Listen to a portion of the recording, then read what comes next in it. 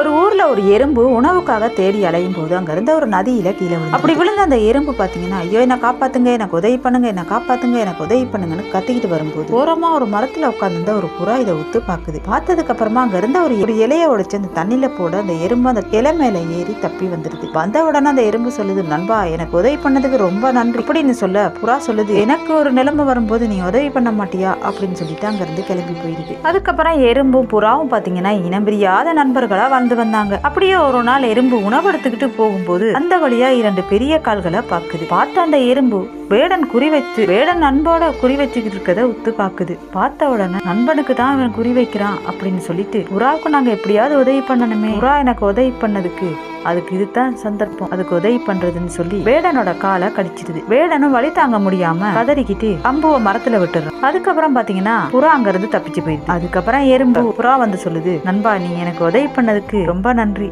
அப்படின்னு சொல்ல எறும்பு சொல்லுது, எனக்கு நன்றி எல்லாம் சொல்லாத, எனக்கு நான் கடமைப்பட்டிருக்கேன் அப்படின்னு சொல்லுது.